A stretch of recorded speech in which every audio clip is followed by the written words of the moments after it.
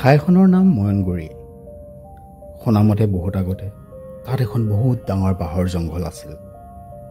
দিনতো ৰ'দৰ পোহৰ সোমাব নোৱাৰা সেই বাঁহতলিখনৰ কাষেদিয়ে গৈছিল 3খন গাঁৱলৈ যাব পৰা ৰাস্তা। সন্ধিয়া হোৱাৰ লগে লগে যে মানুহবোৰ ঘৰত সোমায়, সকলোৱে এটাই ভয়, যাতে কোনো সেই বাঁহতলিখনলৈ নাযায়। বহাগ মাহৰ 10 তাৰিখ আছিল। নগেন বিহু ফাংচনৰ পৰা ঘৰ আহি আছিল।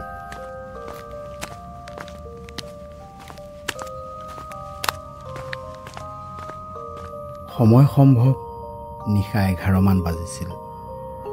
চাৰিওফালে এন্ধাৰ, মানুহৰ মাত বুলিবলৈ একোৱেই নাই, মাথো গুণগুণাই থকা জিলিৰ শব্দ।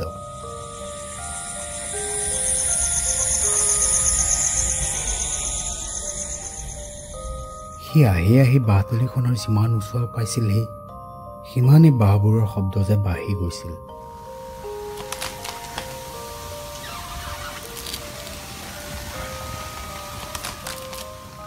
নগেনৰ ভয় লাগিছিল যদিও সি সাহসেৰে আহি আছিল। তেনেতেই যে তাৰ আগত বাঁহ এডাল সৰি পৰিল।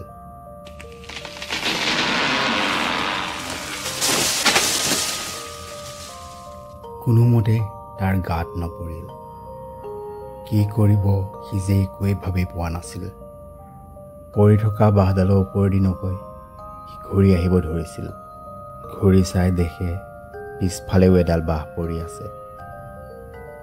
সেই দুডাল বাঁহৰ মাজত নিজকে দেখি সি যে ভয়ত কঁপিব ধৰিছিল।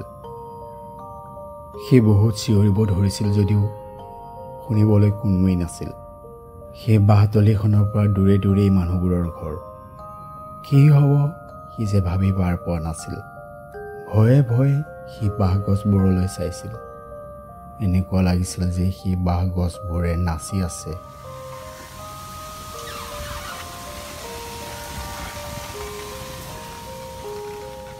ভয়ে ভয়ে ইফালে সিফালে খেপিয়াই থাকোঁতে তাৰ হাতত কিবা এটা লাগিল। পেণ্টৰ পকেটত তাৰ সৰিয়হৰ টোপোলা। তাৰ মাকে কৈছিল, যদি কেতিয়াবা আহোঁতে তোৰ আগত বাঁহ পৰি থাকে, সৰিয়হ ছটিয়াই দিবি। নিজেই নিজেই বাঁহ গছবোৰ ওপৰলৈ গুচি যাব।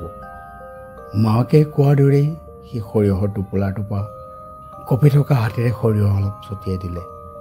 লগে লগে যে সেই বাঁহ গছবোৰ সঁচাকৈ ওপৰলৈ গুচি গৈছিল।